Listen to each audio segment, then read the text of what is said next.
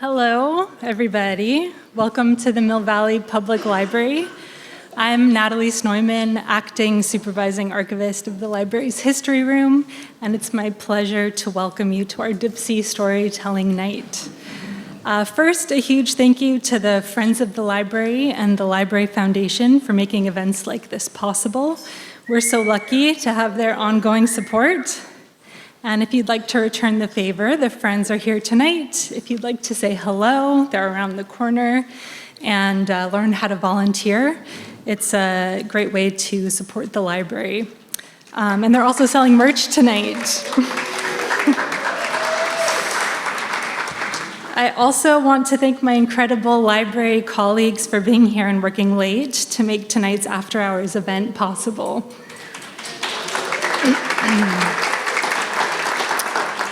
So, a little bit about my own connection to the Dipsea.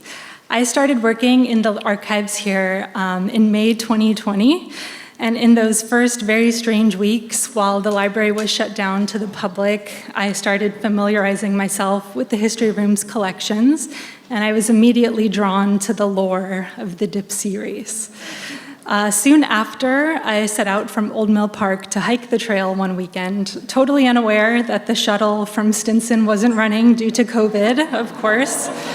So my very first experience on the trail was an accidental double Dipsea. But in the years since, I've fallen in love with the race's history and the incredible stories it produces. This year, I got brave enough to throw my name into the hat, so I'll be running my very first race just a couple weeks, next week. So I'm thrilled and, yes, very scared to officially be part of this incredible local tradition. Now I'm honored to introduce someone who knows the Dipsea very well, Patty O'Leary.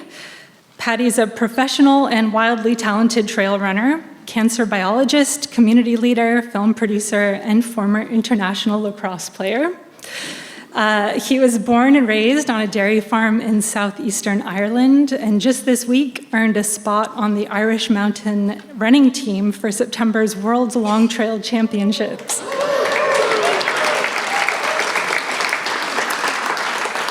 Patty and his team came to me with this idea, and he's been an incredible partner in organizing tonight's event. He's a fierce competitor and a gifted storyteller with an obvious deep love for this race and the local running community. Many of you probably know him as the winner of the 2023 Dipsea. I'm so grateful to have him here tonight and you all here tonight, and I'm really excited for the stories we're about to hear. So please join me in welcoming our MC, Patty O'Leary.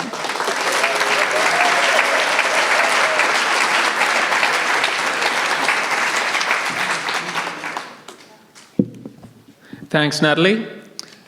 Welcome, everybody.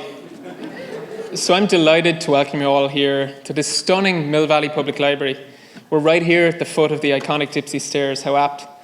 Tonight's storytelling event stemmed from our Dipsea Generations documentary project. This project's goal is to highlight different youth running programs across the Bay Area and bring young runners from these programs together to race in the 114th Dipsea Race. Two of my collaborating filmmakers are here. Shout out to Nicole and Tony. Nicole Amix and Tony Di Pascali are here. Put your hands up. Down in the back. Our other collaborator, Ryan, is back in the city with his two young kids, so we couldn't drag him out here this evening. As well as following the 5 young runners, and one of them is here tonight, Andre. I'll mention him later. As well as following these 5 young runners and their families in the journey to the Dipsea Race, we've also interviewed characters from all across the Dipsea community. In fact, we interviewed the Dipsea historian and storyteller, Barry Spitz, and then multiple-time Dipsea champion, Diana Fitzpatrick, downstairs here in the library's history room. Thanks to Natalie, my co-organizer tonight, for opening that space and resource up to us. We will plan to release these full-length interviews on our YouTube channel and also store them here in the library, adding to this, or online with the library's archive, adding to the spectacular archive of Dipsea history we have here. So do subscribe to our YouTube channel, tap that like button and all that stuff, to keep eye out for that release. So throughout this project, our primary focus was on the stories of our young runners, of Lily, of Daniel, of Anthony, Andre, and Karina. But we only had so much time that we could dedicate to interviews with all these other characters across the Dipsea Race. It seemed like such a shame, a race that has now 120 years of history, and we could only do 8 full-length interviews. So a few weeks ago, I was attending a storytelling event in the city. It's called Porchlight, and an idea sneaked into my mind.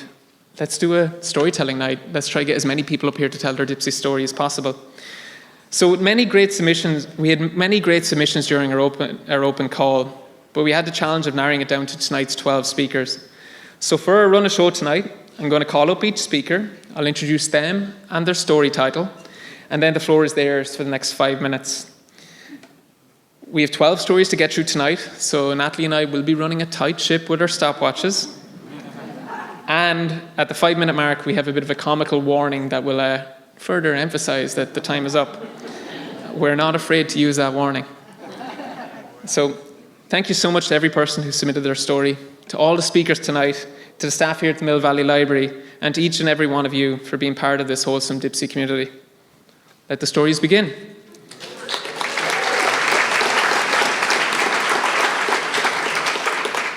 So first up, we have David Leipzig, and he's going to tell a story about Jerry Leith, the Dipsea Maverick, banned for life twice.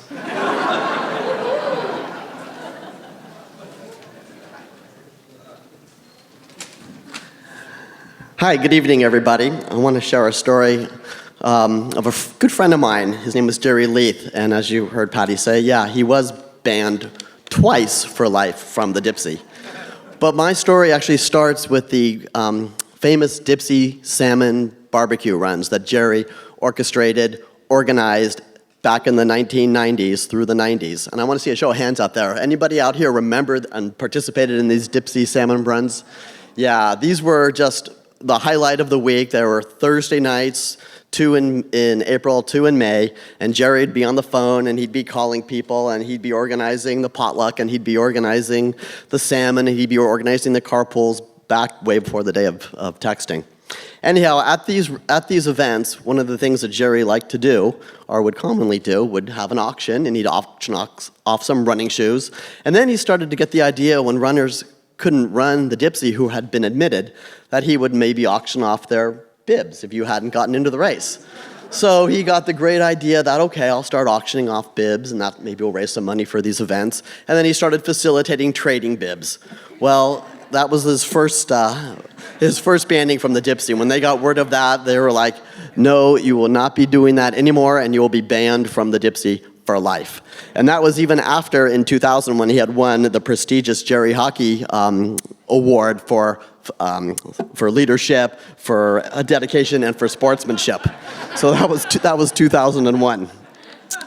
Jerry was a really colorful figure. He was a maverick before his time. He was a kind of a big, gregarious guy who used to run in those tight dolphin running shorts that we ran in the 1980s, but he kept running in them through the 90s and into the early 2000s. I have a vision of him running around Phoenix Lake. He had 2 hip replacements, and he was a big guy. He was a football coach, and he coached with Bill Walsh at one time. Anyway, running around Phoenix Lake, hobbling, pain was not in his vocabulary. So he became the president of Tamalpa Runners, and he introduced a lot of people like me to the Dipsea Race and brought a lot of people into the club and promoted the Dipsea through these salmon barbecue runs. Then he finally got the idea that he was going to do more for the Dipsea after he had already been banned the first time, that he would go up there and try to clear cut the poison oak from the course. Well, bless his heart, because it probably saved a lot of us from poison oak through the swoop. He got up there without permits, without permission, and went ahead and got a crew of people, and they did a nice clear cut all the way through the swoop without any permits from GGNRA or blessings from the Dipsea. Now, Jerry, again, he was the kind of guy that his motto was, it's easier to seek forgiveness than ask permission. So he just went ahead and he did that. Dipsea committee gets word again of that after already rescinding his first banning, and they banned him again for life. Jerry's motto, when they asked him what he wanted on his epitaph, was, don't stop. And he would go, and he would go, and he would go.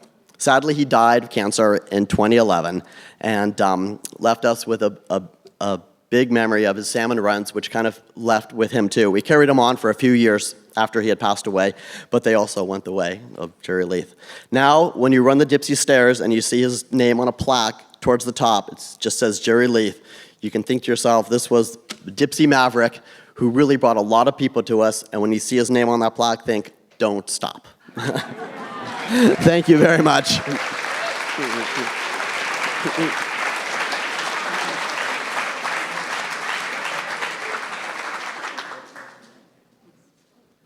Okay, next up we have Lindy Beale. And Lindy's story, early life lessons on the trail, 3 generations and 1 trail. Hello.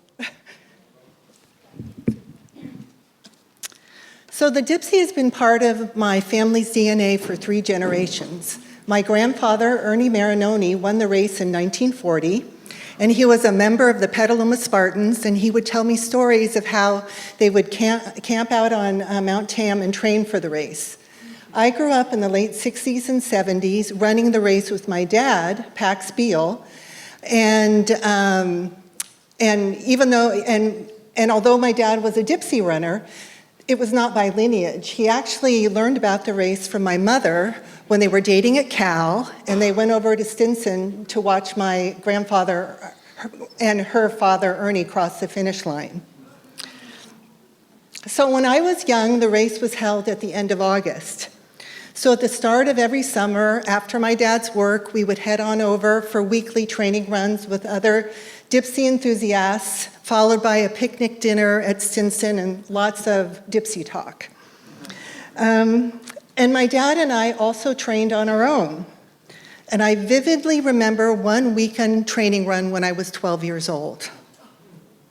That day, the temperature was already hot when we arrived in Mill Valley, and it promised to be a scorcher. Since I was slower than my dad, he gave me a handicap, and I took off ahead of him. And I knew the race like the back of my hand. I made it through Old Mill Park, up the multitude of wayward stairs, over to Barnyard Road, and then through the strategic shortcut between the houses at the top of Windy Gap, which would go straight down to, which was the fastest way down to Muir Woods. And as I ran, I kept wondering, well, where's my dad? And wondering when he would catch up with me. Well, finally, as I was about to enter the rainforest, I was surprised to see him coming toward me. And he told me that he had taken a shortcut, and that's why he was ahead of me. And of course, I believed him. And until I learned later, that wasn't, in fact, the truth. He was a DNF that day, a did not finish. You might say, in fact, he was a DNS, did not start. At least on that day. The heat had felled him early on, so he turned around soon after taking off when he realized he couldn't catch me. He got his car, drove to Pantole, where he backtracked to find me. And for some, this might be an example of too much free-form parenting. But for me, the self-reliance, confidence, strength, and sense of adventure I gained as a 12-year-old girl navigating the Dipsea on my own that day, and countless others since then, instilled traits and values that have shaped my entire life. And for that, I'm forever grateful. Thank you.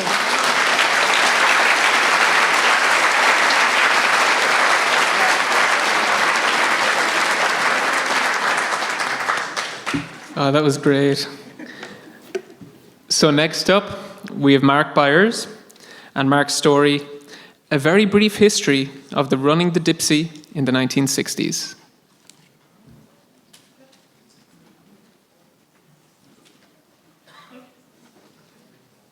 Thank you, Patty. And Lindy, your dad was a legend. In the summer of '65, I was 17 when I ran my first Dipsea. Then the entry fee was $1. You could sign up for the race on race day. This was the first year of the aged handicapped system. There were no women, no young kids, just a few older people. We were mostly high school and college runners. The finish line used to be in front of the Parkside Cafe, and there were 190 finishers that year. I grew up in Novato. I was a junior at Novato High in the fall of '63 when I went out for the cross-country team for the first time. By '65, I was running with a group of other Novato runners who were members of the local running club, the Marin AC. I ran every Dipsea from 1965 to 1971. For the next 6 years, we spent summers training for the Dipsea. It was the highlight of the summer. Dipsea was held on the last Sunday in August back then. Weekdays, we'd run 8 to 10 miles in the hills and on the roads around Novato. On weekends, we'd travel to AAU races all over Northern California. From the Holy City Run outside Santa Cruz to the 72-mile Lake Tahoe Relay. Marin had 2 great races back in those days. In June, there was the 6.5-mile Novato Ridge Run, and in July, the 8.9-mile Tiburon Run. The road trips to those AAU races were an adventure. Everyone would kick in whatever they could for gas. 75 cents, a buck. Gas was 25 cents a gallon then. On these trips, we'd sleep just about anywhere we could, on the floor of someone's house, a park, or even on the side of a road. Sundays, we'd run a time trial over the Dipsea. Afterwards, we'd hang out at the beach all day. We were self-coached. We made up our own workouts. The 2 main brands of running shoes then were Adidas and Puma. The only way to get Adidas was through mail order. You could not buy a decent pair of running shoes anywhere in Marin County. Flying Goose Sporting Goods in San Francisco, anybody remember that? Didn't think so. Oh, there we go, okay, well, you would have known that, okay. So, yes, Flying Goose did sell Pumas, and they had a few other good brands. I had 1 pair of running shoes I used for both racing and training. And as you all know, today's models are so far superior to those that we ran in the 60s. There was one guy who ran the Sunday time trials. I think his name was Jerry. One Sunday he shows up in a pair of soccer cleats. He thought that would be a good idea. No. In 65 Dipsea, of the 190 finishers, 179 ran from scratch. 16 of the top 20 places were scratch runners. The Marin AC, my team, won the team trophy. After the race, a reporter from the Independent Journal asked one of our young runners for his impression of the Dipsea. This 15-year-old running in his first Dipsea replied, "The Dipsea has a little of everything. Uphills, downhills, not much of the level though." From a small group of mostly Novato runners, 4 have some pretty impressive Dipsea records.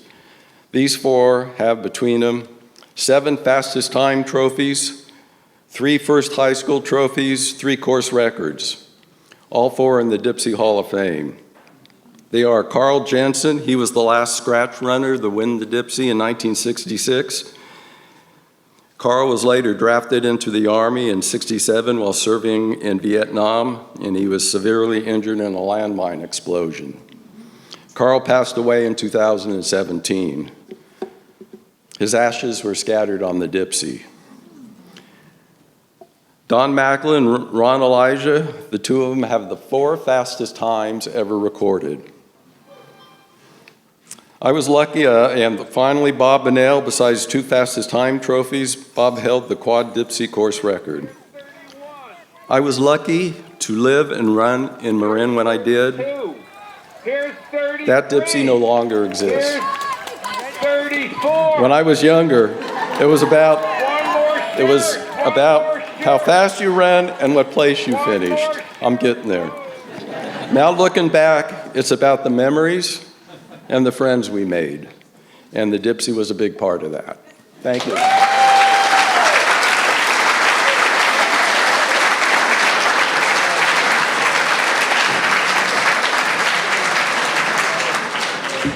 Thanks, Mark. Thanks, Mark. And thank you, Barry Spitz, for that little nudge at the 5-minute mark. Next up, we have Simone Adams, and Simone's story is The Slug Patrol.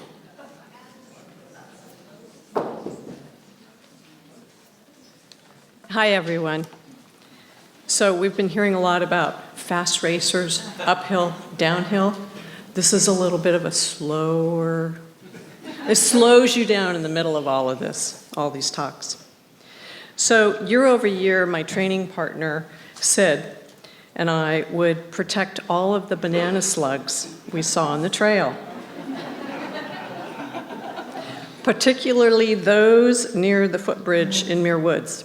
We learned quickly that they are quite sticky to the touch, so we hoisted them off the trails using 2 twigs splinted on both sides, sometimes leaves. It took us a little bit of scrambling to figure out what we could use to pick them up. So we hoisted them off the trails, and it slowed us down a bit, but it was well worth the effort, knowing these ultra-slow moving creatures of the moist forest would be saved.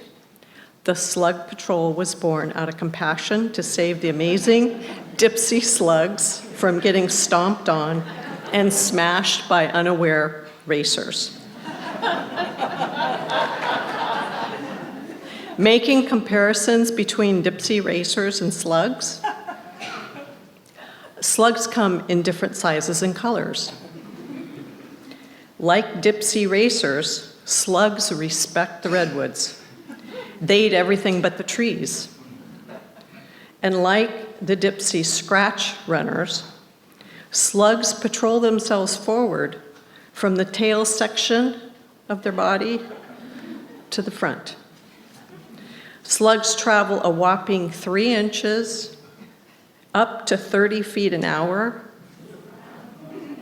So don't worry, they'll never outrun you on the Dipsea. Breathing, it's done a bit differently for the slugs. They breathe through a hole on the side of their head, which in the rainy season closes up. So to finish, the Dipsea is the official oldest foot race in the US, and banana slugs are the official slug of California.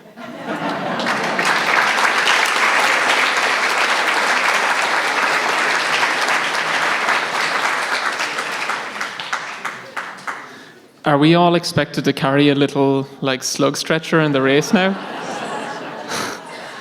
The Dipsea finishing times just collapse this year. Okay, next up, we have Jason Pedrick.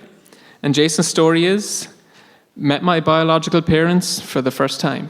Let me take this thing off here. Hello, everybody. My name is Jason. I was lucky enough to grow up here in Mill Valley. Went to TAM. I graduated in 2004. Played football and ran track there, and been running my whole life. Surprisingly, I've only run the Dipsea 3 times, but this last time was by far the most impactful and surreal because it was the first time I met my biological parents. I was adopted at birth. I grew up with a little brother and a little sister who were also adopted, and we were never told about our adoption growing up. But as we got older, we started to kind of figure it out because my little sister was half Japanese. My little brother was like a redhead with freckles, and my mom was Chinese. So once we got into high school, we started to get it. And I think, like many adoptees, I really struggled as I got older on whether or not I wanted to kind of look for my family and try to figure out who they were because, you fear of rejection. You fear about what you could have been the product of or who they were or who they are now. But ultimately, at the age of 36, I decided to push that button on 23andMe that opens you up to DNA relatives. And lucky for me, my one significant match was my grandfather. He's 83 years old. He lives in Laguna Beach, California. And I reached out to him, tried to connect with him, didn't hear back. And this is a much longer part of the story. But over the period of like the next 6 months, I did a lot of outreach to him and everybody in his family. Didn't hear back. Did a lot of additional research, trying to figure out more about my story. And ended up leaning into some volunteers who helped me kind of figure out where I came from. And they ultimately found out who my biological parents were, and I got in touch with them and got in touch with everybody else, and we started talking. And we would talk a couple times a week, and over a period of a couple of months, we got to know each other a bit. And I was living in Asheville, North Carolina at the time, and I was coming home to run the Dipsea. And so I figured might as well invite them and meet them for the first time. And so they agreed, and both of my parents had been friends the whole time, so they came up together. And the night before the Dipsea, we met down at the depot, and I'm walking down there, and I'm nervous as all hell, and my heart's beating through my chest, and my eye is twitching like crazy. I couldn't control it, and we meet at the depot, and we get along great. It's like we'd known each other for decades, and we walked down to Joe's Taco Lounge, and I found out they don't make that Mexican pizza anymore, and I almost lost it, but I kept my composure in front of these new friends of mine, and we had a blast, right? And that night, it was hard to sleep. I was really, really focused on impressing them the next morning on the Dipsea. I really, really wanted to PR. I was fit. I was ready to run sub 65, and I wanted to show them who I am and what I'm made of. And that next morning, I woke up, and I'm fired up. My heart rate is already 140 as soon as I get up, right? Walk down to the depot. I'm getting warmed up. I'm trying to look light on my feet, and I'm feeling good.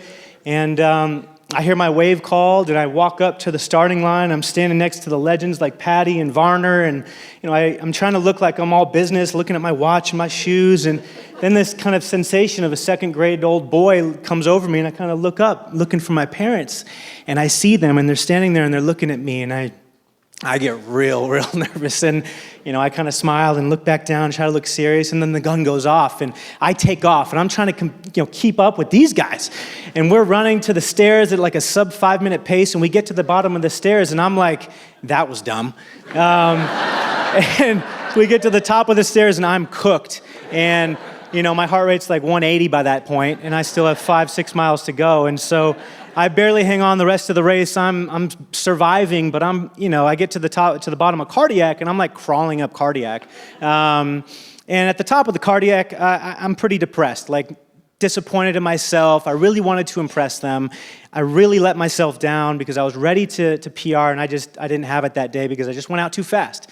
I get down to Stinson, I take that left to go to the finish line, and I'm trying to look strong and finish good, and I see them at the end, and I run up to them, and they're stoked for me, and I just kind of realized, like, they don't know what a good Dipsea time is, right? Like, what is a good Dipsea time? Isn't that the beauty of the Dipsea, is that the fastest people never win? So we had a great time the rest of the day. We spent the day in Mill Valley and hung out in the city, and one of the funny things I came to find out was that from 1996 to 2003, my dad lived in Santa Fe, and he was the manager of Mike's Bikes in Sausalito. Mike's Bikes is where I grew up going to get all my bikes.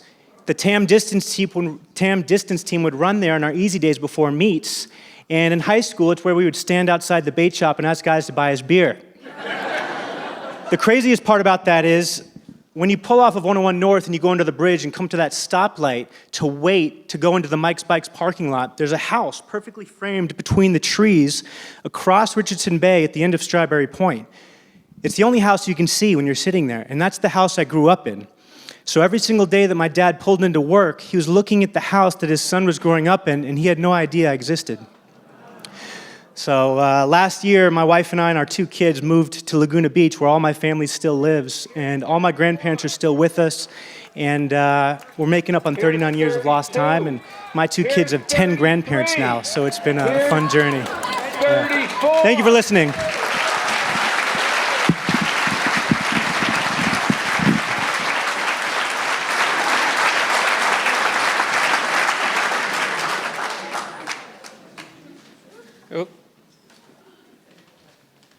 Thanks, David. That was great.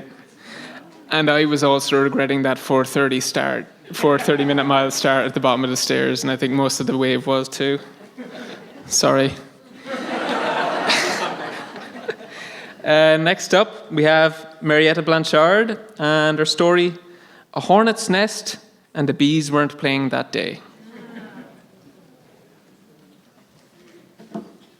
Good evening, everyone, and all my Dipsea friends.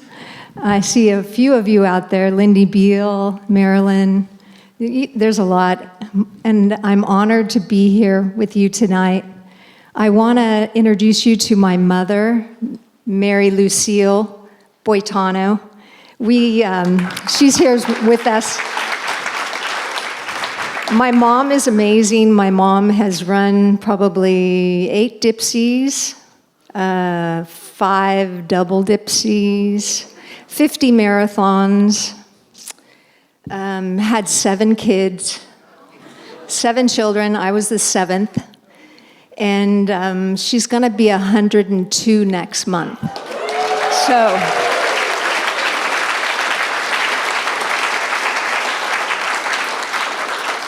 So I love her to death. It's payback time, and the cardiologist wants me to put her on the treadmill a half an hour a day. So she does a half a mile on the treadmill, still going strong and doing well. So cheers to my mom.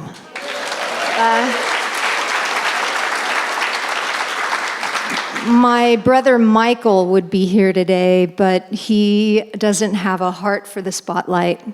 So he's a little shy, but I'm trying to get him to run the Dipsea. So I've sort of got my husband walking over the Dipsea and my 2 sons running it.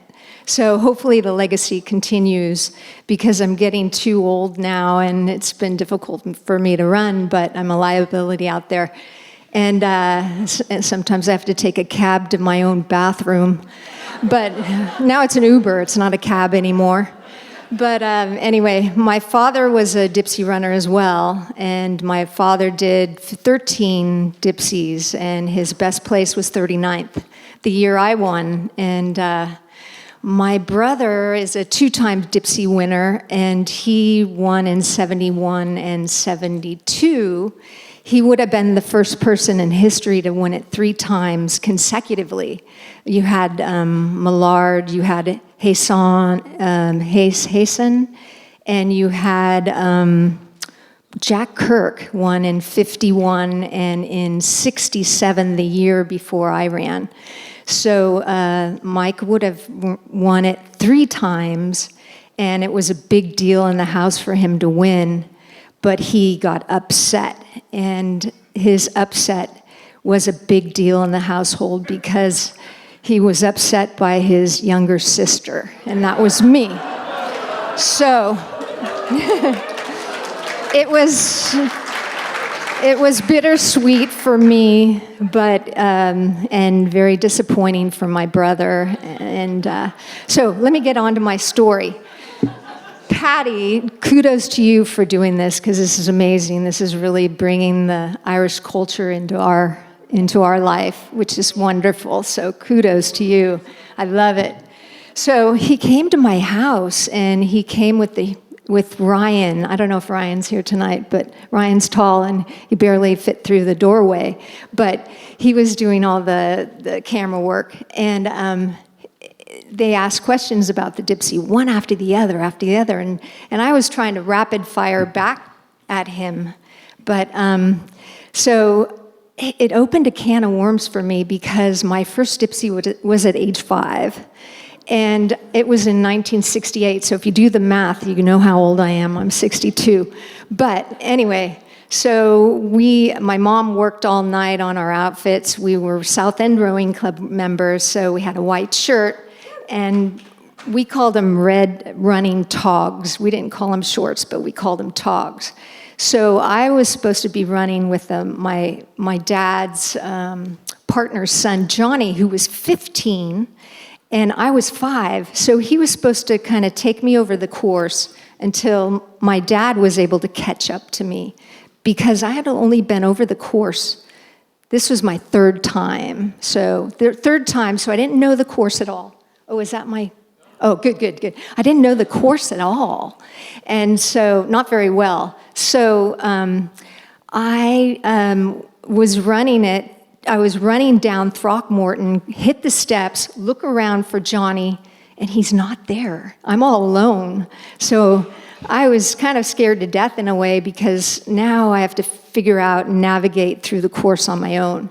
So the third flight of steps was not there at all. What there were at the third flight of steps, and Lindy could tell you, she was running it with me. And that race in 1968, at the start, I started with Jack Kirk, and I started with a kid named Mike Wolford.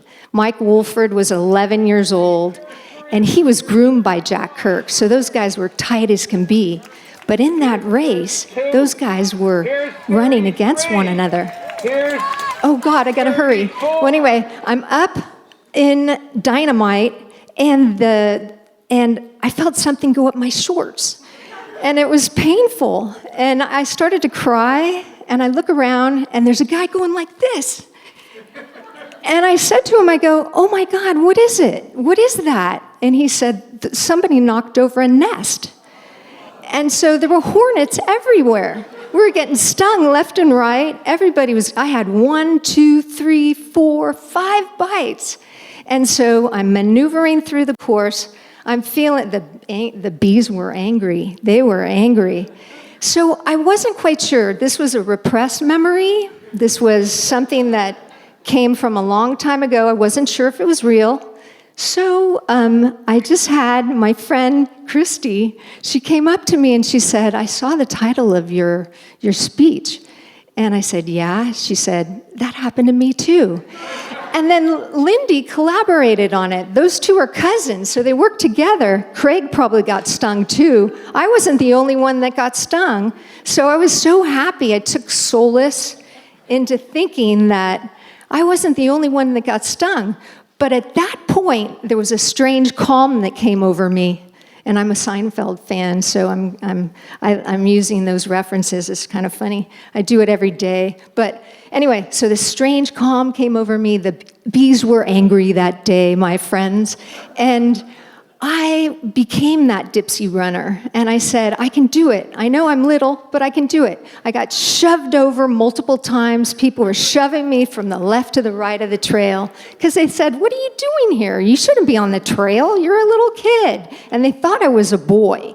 So the whole time, they thought I was a boy. So anyway, I was thumbing through Jack Kirk's book. I'm thumbing through it. Not Jack Kirk, Barry Spitz. Sorry, Barry. I was thumbing through his book about 1968 because I want to remember, what really went on in that race. Because I'm getting stung by a bunch of bees, and 2 miles down the ahead of me. Meanwhile, they're in the hunt. Mike Wilford, Jack Kirk, and Don Pickett, Mr. Dipsea. And so anyway, I'm thumbing through the book. Don wins the race because Mike Wilford, he was on his way to win, but Don got him. And so what happened was there were 11 scratch runners that day, 11 that had broken the barrier for 50 minutes. And nobody has done that since. 50 scratch runners.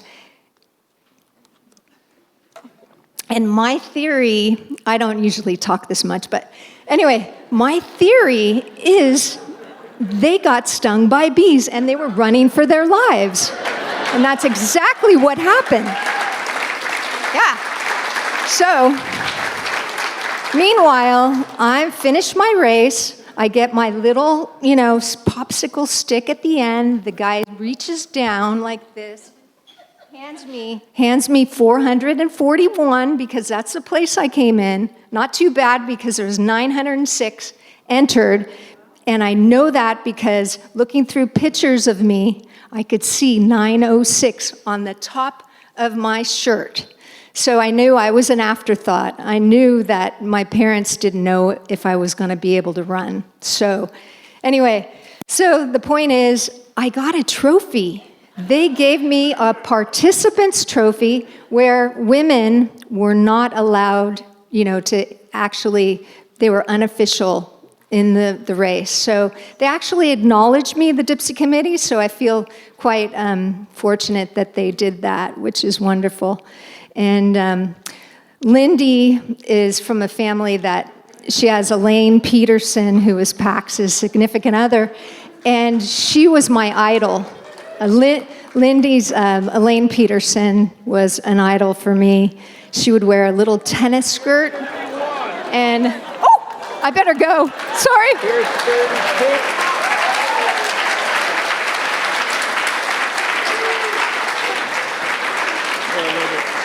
Okay, I'm gone.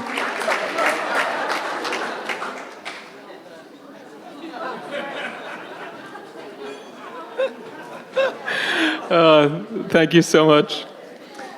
Okay, so next up, we had actually saved so much time. We're like, oh, we have so much time, and then it started ticking away and away and away and away. But in fairness, you did admit beforehand a few days ago, you're like, I am the one that's going to run over, so make sure to keep me in line.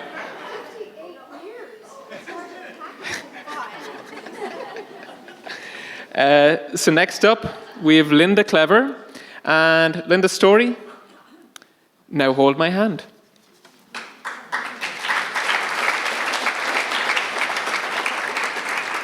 Thank you. Pleasure to be here. A special thanks to Susan Simpkin, who's a typical Mill Valley good neighbor who let me know about this evening to give me a chance to talk with you about my husband, Jamie Clever. He was a familiar early morning sight on the Glen Drive end of Mill Valley with its roads and its fire trails as he trained for decades for his 31 years in a row of running the Dipsea. He wedged his daily runs before he left for his San Francisco internal medicine office, where nurses and doctors and other patients sought the insightful care from his warm, smart, quiet, droll physician. Jamie would be here if he could this evening. He has a devastating brain disease called cerebral amyloid angiopathy, and he can't travel. Perhaps his grueling training when he was captain of the Stanford crew prepared him for the Dipsea. At any rate, he was intent on doing well in the Dipsea and finished in the shirts 7 times. On the other hand, I like to take short walks and long naps. As the enthusiastic fan-in-chief, I was in charge of our post-race picnic festivities with friends. In 1974, our 4-year-old daughter Sarah and I were clustered with others at the finish line, craning our necks to see the runners. We heard the crowd cheers shifting from go, go, go to oh no. Oh my God. We soon saw Jamie running as best he could with a jagged chunk of bleeding flesh hanging down from his right cheek. He'd fallen coming down the last hill. Knowing that he needed medical care, he ran as fast as he could to get it. Sarah remembers her feet and legs extending back horizontally as I dragged her by the hand and raced to meet him at the finish. Our picnic friends saw what had happened, cleared the table, and followed us in their cars to Marin General Hospital, ER. I probably surpassed the speed limit as I headed there. Once at the hospital, Jamie was whisked into an examining room, checked, and then sent to X-ray. Sarah stayed close by, her beloved Poppy, as I navigated registration with name, address, insurance, and so forth. And I also searched for a plastic surgeon who was available to mend Jamie on a Sunday morning. With those details taken care of, I threaded my way back to Jamie's examining room, and I found him there lying on the examining table with Sarah standing as closely as she possibly could, holding his hand. She was shaken and pale. Sarah looked at me and softly said, "Now, Mommy, would you please hold my hand?" And I did. After the plastic surgeon's artistry was completed and Jamie was being discharged, our Dipsea Race Day picnic friends who had waited in the waiting room approached, relieved and smiling. They'd visited the Marin General gift shop and found the most perfect get well card ever. They handed Jamie the card. The front of the card said, "Run into a little trouble?" It's true. Jamie finished 44th that day, healed just fine, kept on racing, and had only a bit of a scar and a mini facelift on his right cheek.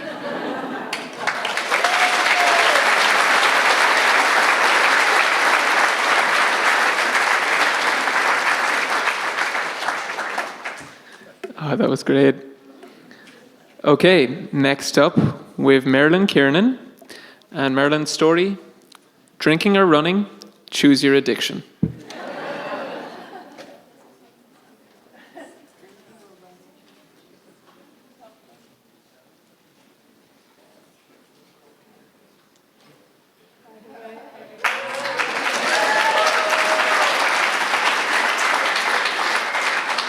I have never walked the Dipsea. I have never run the Dipsea. I don't want to see the Dipsea again. But there we go. That was my life. And it was certainly Russ's life. He absolutely loved it. He had to be carried out in his last race. He would not quit. He stopped at the aid station, and they said, "You really need to stop." He said, "Well, I think I can make it." "Okay, we can't stop you." So I don't have any idea. I've never walked the Dipsea. I don't know where anything is. The next step was a steep hill going down, and he thought he could make it. So at the bottom of the hill, he collapsed. And it took, I'm counting here, I have a picture. I think there are at least 10 people carrying him out. And I said, "Rush, you should be ashamed of yourself." And he said, "Oh, I loved it." My daughter, Carrie, was there to meet him, and I had to clean up the picnic. I was the slave of the Dipsea. So I didn't know where he was. None of us knew where he was, and I had to take all these things away. And we met him up on the top of one of the hills, and the ambulance was there. And one of the children that I taught in kindergarten was one of the EMTs. So I thought, well, that's a good thing. We know him. I'm sure he'll be all right. The last Dipsea he ran, which is what we were talking about, we had 2 people from Florida who would come to run the Dipsea. One was a relative and one was his friend. Russ was getting dementia very seriously. We went out to dinner with these guys. It was late. By the time we ate dinner, it was 8 o'clock. They came from Florida, mind you. Russ decided to show them some of the places they would be on the race. We got in the car. I said, "Russ, they want to go to bed. I just want to show them this one thing. It's after dark. We see a Walsh Drive." He points down, "That's Walsh Drive." "Okay, thanks, Russ." It was ridiculous, but he just was so excited about having these people. They'd come before, and they always got in the race. When we finally found him, I said, "As I told you, you should be ashamed." He said, "It was wonderful." So I brought some pictures for you to see. It took about 10 people to carry him back up that hill that he had skidded down, and he loved it. He said, "Oh, it was so beautiful." He was stoned out of his mind. The trees were gorgeous. That was his last and most infamous Dipsea, but everybody loved Russ. He was so kind to everybody. He took anyone over the course who wanted to see it, and I was so proud of him that I have now to wear his shirt forever. It's just very difficult to take it off. I don't want to hold you up because some people just love to talk.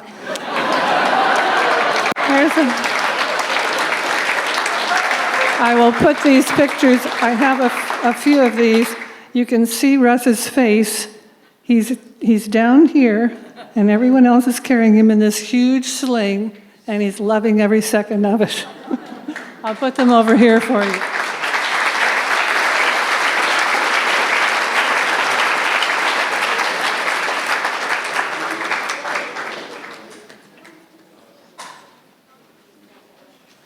Thank you so much. Okay, so next up, we have Bill Kimberlin. And Bill's going to tell us the story, Mason Hartwell's long-standing record.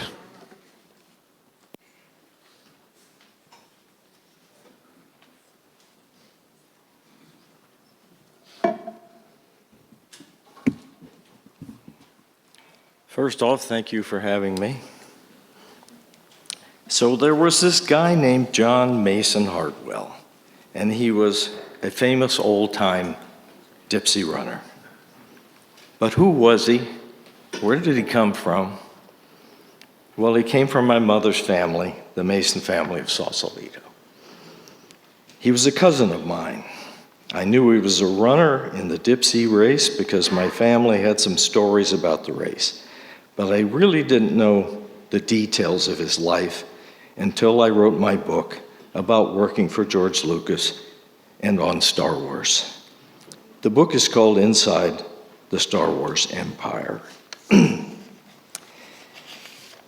In researching it, I also researched my family's history in Marin. My great-grandfather, John Mason, moved his brewery from San Francisco to Sausalito because you can't make good beer without good water, and by the late 1800s, the city location water was no longer pure. John Mason found the new location around 1890. It had 14 acres and a famous spring, so he was able to build not only a brewery, but also a distillery, which is now known as Whiskey Springs, and is a condominium complex. Hartwell's father married my grandfather's sister, not my great-grandfather, my grandfather. And her name was Mary Mason, and their boy was Mason Hartwell. And he was born in Oakland, and while in high school, he had run the mile in 4 minutes, 45 seconds. It took until 1954 for Roger Bannister to break the 4-minute mile. So this was pretty good time for a high school kid. So the Olympic Club in San Francisco picked up Hartwell to sponsor in the Dipsea. Mason Hartwell has been called one of the greatest competitors in Dipsea history. He won the Best Time Award 7 times between 1910 and 1926, a record that stood for 74 years. In 1910, Mason won his first Best Time Award with a time of 52 minutes, 43 seconds. 16 years later, he won his last Best Time Award, which was only 11 seconds slower than his first. There was an account written by the San Francisco Chronicle sports writer Howard Smith of that last 1926 race, and I would like to read it to you. Their faces tell the story of the hard Dipsea Trail as the runners come down the road between the double bank of spectators at the Stinson Beach finish. Their tied-up leg muscles show the effects of unaccustomed strain. But there comes one coasting like a miler on a good track. There's a half smile on his face as he comes down the stretch. His legs work with an easy, loose-muscled action. It's Mason Hartwell, greatest of Dipsea runners. No trainer reaches to catch Hartwell as he crosses the finish line. Leave the cots and the rubbing for the youngsters. The veteran, fresh as a daisy and without resting, goes to join his family, for he has another race on that day's schedule. He has promised to swim out beyond the breakers with his 11-year-old daughter. Then, after the swim, Mason ran back to Mill Valley, making his a double Dipsea that day. He was 37 years old. Thank you.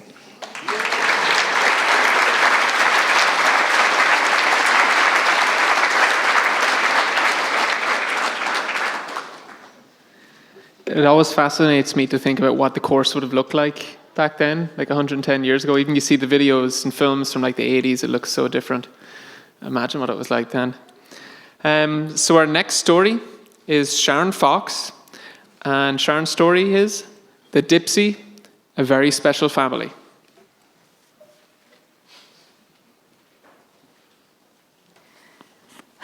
Good evening. I was going to say, before I go, what Marietta forgot to say is her mother is 101, and she's going to be 102 in 1 month. So anyway.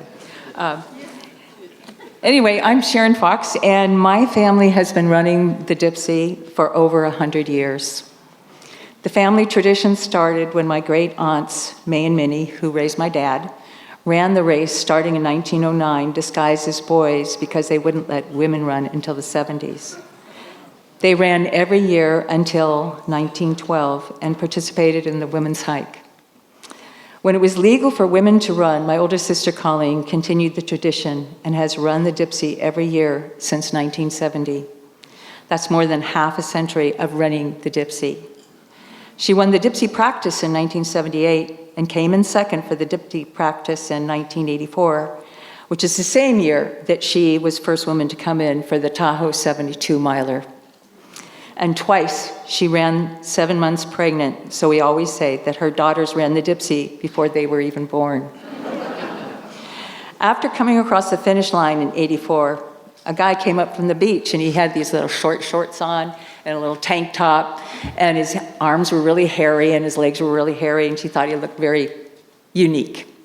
Anyway, he came up to her and he said, I just love the Dipsea course. Wow.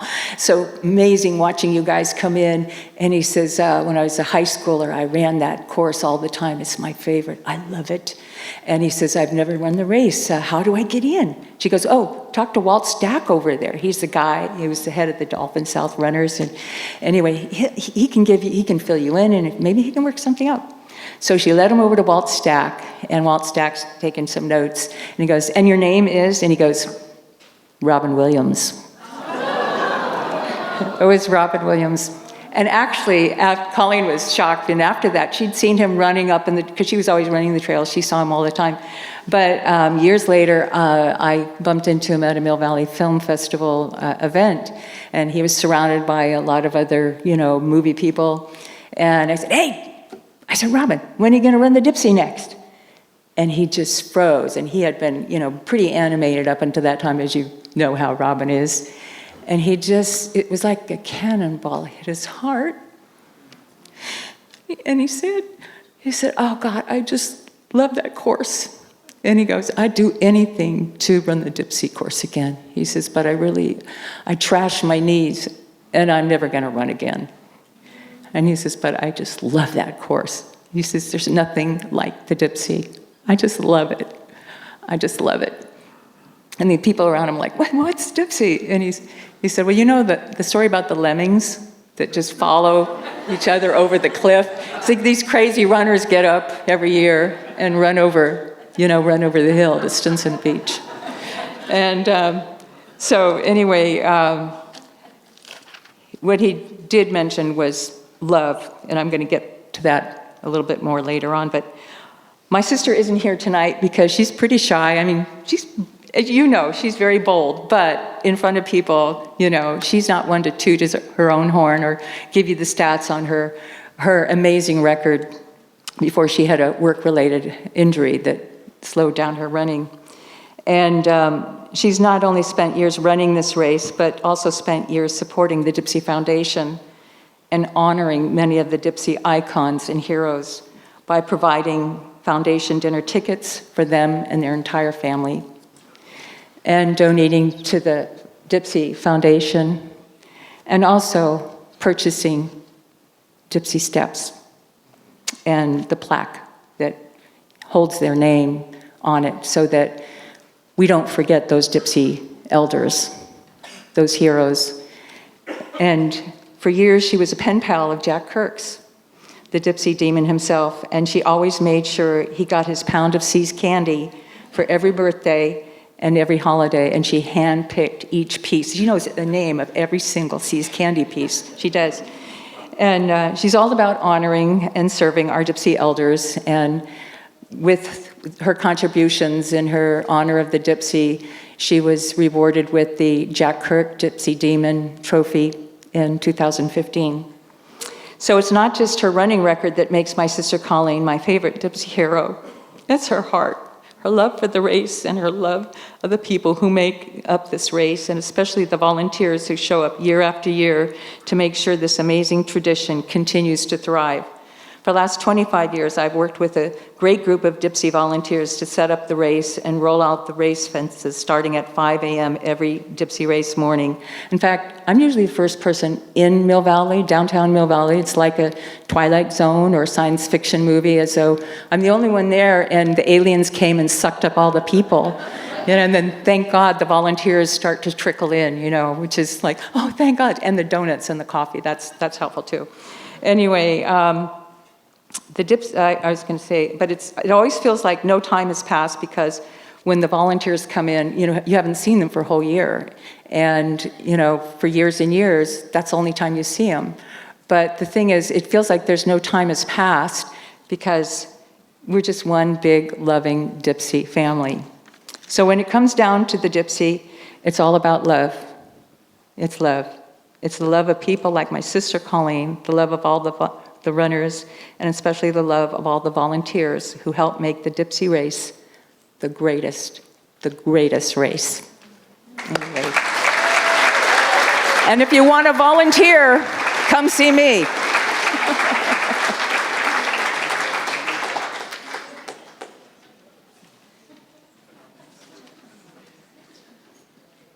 Sharon referenced some of the trophies, that the Dipsea Demon Trophy, but make sure when the event finishes tonight, take a wander up by these tables here.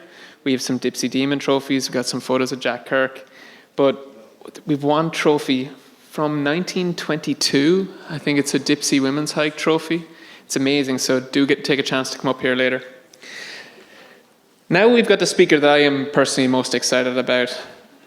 Christopher Chiashini, 8 years of age, doing his fourth Dipsea this year. And Christopher's going to tell the story, Mommy's Surprise.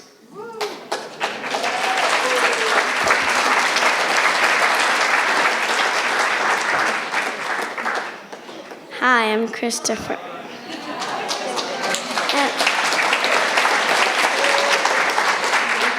I'm going to tell a story about my mom and the first year I ran my Dipsea. Back in 2022, I asked my mom, can I run the Dipsea? And she said yes, and she registered me. And the Dipsea called her, and they said, can he actually do it? And she said yes. I trained 2 days a week. And my mom trained with me. And when the Dipsea day came, I was a little nervous. And our plan was for her to catch me at mile 1. I started 14 minutes ahead of her. At mile 1, she only had gained a half a minute on me. And she caught me at mile 6, right before 6. And the first thing I said, what do I do if I have to go pee? And she said, just pee on the side.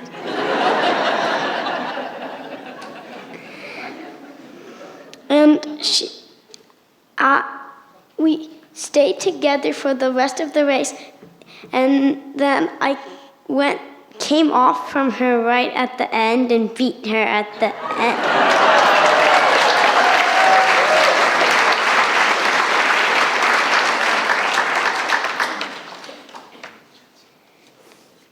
And it was so fun that I have done 2 more, and this will be my 3rd Dipsea. No, my 4th Dipsea. And I now practice with Dipsea kids, And my sister also runs now. And now I'm invitational. And this is my first year being invitational.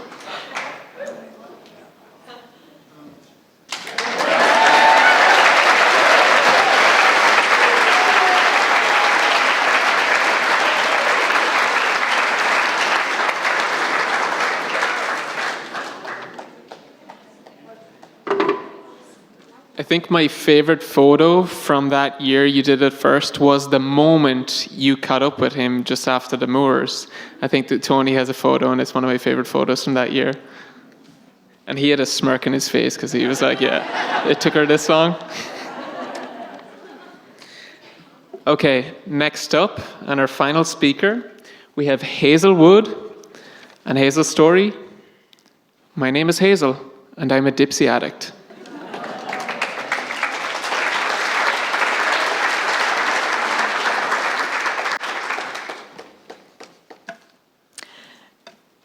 So as Patrick said, my name is Hazel, and I'm a Dipsea addict.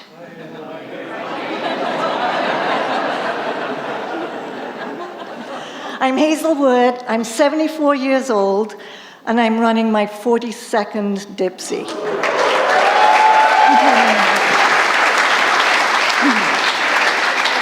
Why? Well, I'm going to tell you why I keep running the Dipsea, and how and why my why has changed over time. Some people stop running the Dipsea when they stop achieving their goals. I just changed my why.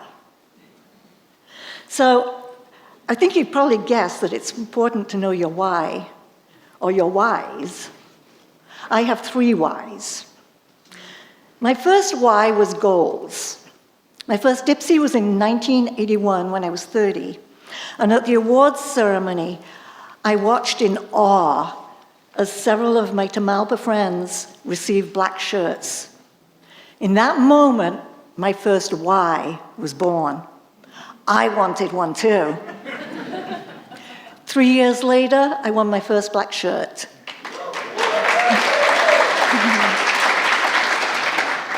I went on to win 2 more and had a best time of 61:59. Eventually, my goal shifted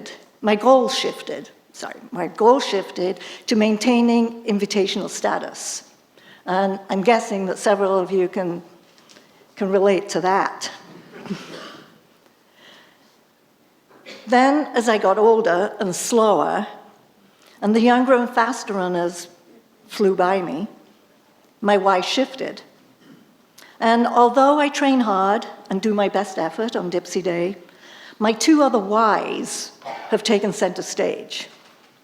My second, and this is a huge why, is fun and community. I've shared many fun times and laughs with friends on the trail, sometimes at my expense. There was one time when we were training, and I slipped going over the creek at Muir Woods and landed in the creek up to my neck.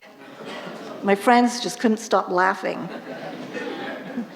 Another time, we were trying out a shortcut that's now outlawed when I tripped, somersaulted, and landed flat on my back in the middle of a poison oak bush.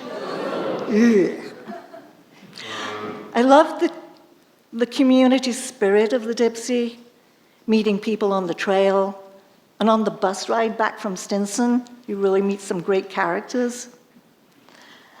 And these days, I just love how the faster, younger runners say words of encouragement to us slower runners as they pass us. My third why is that I've built a treasure trove of memories and special moments. Now, some memories I'd actually rather forget, like the one year that I got lost on the trail. I really did. It was It was the year where there was an old version of Suicide Hill, and I accidentally missed the entrance to the hill. And so I'm flying down this freshly plowed hill and looking around and thinking, where is everybody? And I got to the bottom and realized that the trail was all the way over to the right. So I had to bushwhack my way back over to the trail, of course through poison oak. I still finished, all scratched and torn up and blooded. My most vivid memory, however, is from 2003, when, accompanied by a motorcade and deafening applause, Jack Kirk, at age 96, walked to the finish line for the last time. He was such an inspiration. And although I've been thrilled with my black shirts and the Times in my early years, my most special and surprise moment was at the Dipsea in 2024, when I heard my name called to the podium to receive the Jack Kirk Trophy for dedication, perseverance, and performance over time. So, as a 42-year Dipsea addict, I've transitioned from a very personal why based on goals to appreciating the magic of fun, community, and memories. I could actually use a bit more memory because the reason I'm not wearing one of my black shirts today is that I couldn't remember where I've put them.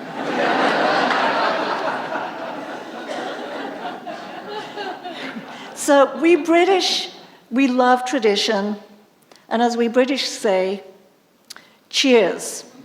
Cheers to my husband, my Tamalpa friends, runners, Dipsea volunteers, and the Dipsea Committee for enabling and supporting my Dipsea addiction. And what is your why?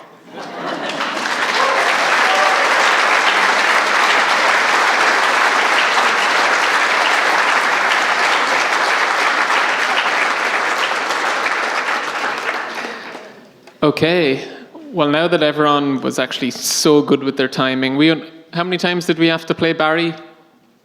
Twice, that was it, wow. So thank you all to all the speakers. Because we bought so much extra time for that, I'm going to tell a story as well.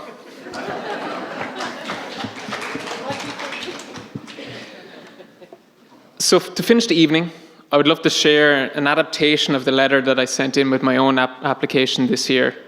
It kind of gives a nice outlook on my own Dipsea experience and an introduction to the 5 kids in our Dipsea Generations project. I won't tell you how much of a bribe I had to put in as well. Dear Dipsea Committee, first of all, thank you so much for organising and maintaining the Dipsea event. Without a doubt, my favourite race I've ever participated in. It's a race built on volunteers, so thank you all for the time you put in every year, bringing such joy to so many runners, their families, and the community. Missing the race last year was tough.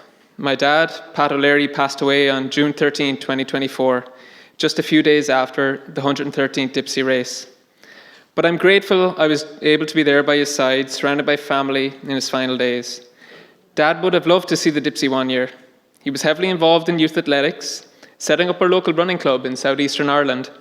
He travelled the country as the official starter at many Athletics Ireland events and was a race director at many cross-country events near home. Throughout my childhood, he drove all over the country. He drove myself, my siblings, and lots of youth from our area all over the country to sporting events. If Dad grew up in the Bay Area, I feel he would have been right at home in the Dipsea community. I see a bit of Dad in every one of the volunteers, the participants, the parents, and the supporters of the Dipsea, at the Dipsea. And I'm glad that I can run the Dipsea every year in honour of him.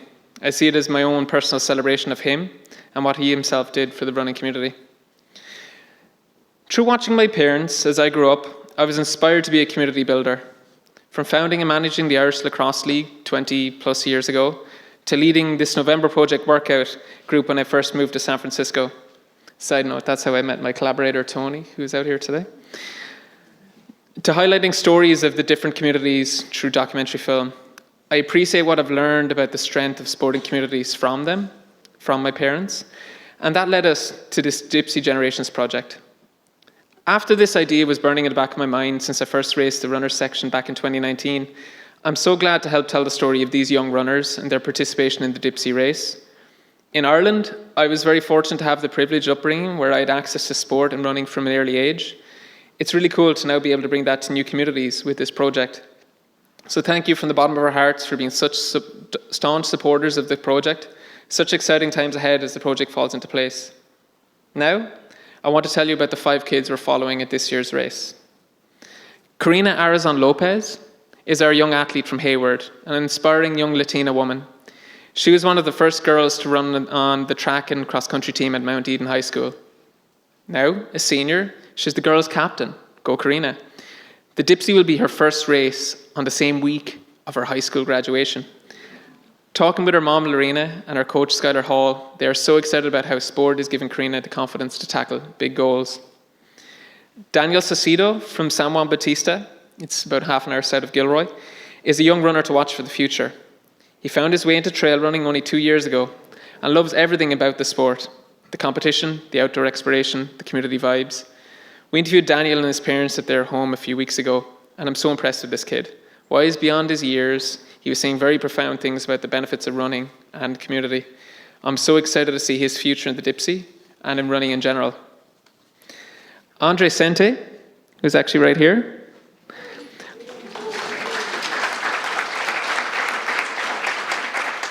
So Andre Sente from San Rafael is a strong, fierce Dipsea competitor, a very talented soccer player, and an aspiring filmmaker of the future. I see the camcorder in your hand there. A long-time participant of the Dipsea Kids program. Andre now has his little brother now join him at the Dipsea Kids training runs. This year, Andre will be doing his 3rd Dipsea.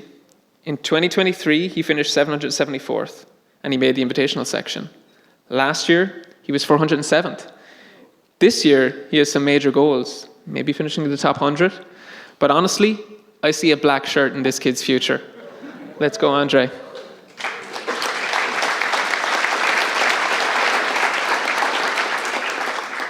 Lily Vasquez from Marin City is the youngest of our featured athletes, but also one of our most experienced Dipsea runners.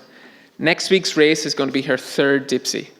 We loved sitting down with Lily, chatting with her about Lego and Star Wars, how she joined Coach Anna, who is here, who is one of the Dipsea legends, I feel, how she joined Coach Anna and the Marin City Dipsea Kids program, and about going on adventures in the outdoors. Keep an eye out for Lily in the race this year. She'll be gunning for a new Dipsea PR, a place in Invitational, and maybe even beating her dad, Eduardo, who'll be doing his 13th Dipsea. And then finally, Anthony Rojas from Larkspur will be doing his 2nd Dipsea this year. This lad is such fun. He just radiates positivity. We sat to interview him and his mom, Samantha, and the main thing Anthony wanted to talk about was how fast his little brother, Julian, is. This is what the Dipsea is all about. Runners becoming mentors, mentors becoming runners, family and community. I love that the Dipsea has now become a family affair in Anthony's household, and actually in your household as well, Andre, with your little brother is keen. He wants to do it real bad this year, but he's too young. So the Dipsea Race has had such a positive effect on me, on the running community, and each of these 5 kids and their families. I hope this project will create opportunities for kids from all backgrounds to get involved in the Dipsea and to use trail running as a way to build their confidence, self-esteem, and appreciation for the outdoors, and to continue to build an inclusive, healthy, and prosperous trail running community here in the Bay Area. Thank you for your consideration. Signed, regards, all that. Paddy O'Leary.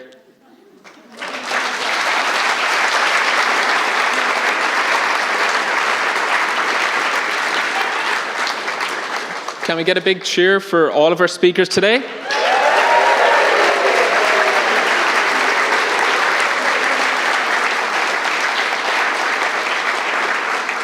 And a big cheer for Natalie and for all of the team here at the Mill Valley Library.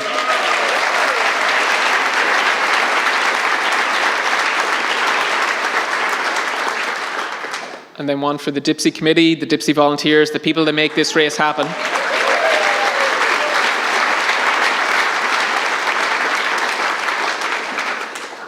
And then if you want to keep an eye on how our project progresses, we do have a YouTube page, and we're going to be putting up we'll be putting up this, actually on the Mill Valley Library page, but we're going to put up all of our interviews on our YouTube page. Do give it a follow, and then we're hoping we're going to have the film done next November, and we're going to have a big party in the city, and one of the cinemas there, and we're going to tell you all about it.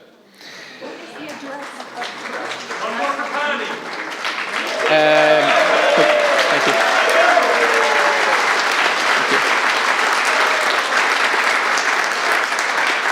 Conveniently, the YouTube page, we have some QR codes at the desk that you can take a photo of it because we're very fancy. But it's the Dipsea Generations YouTube page. We'll see you all on Sunday morning. See you on the start line. Thank you all so much. And make sure to come up and see the trophies as well.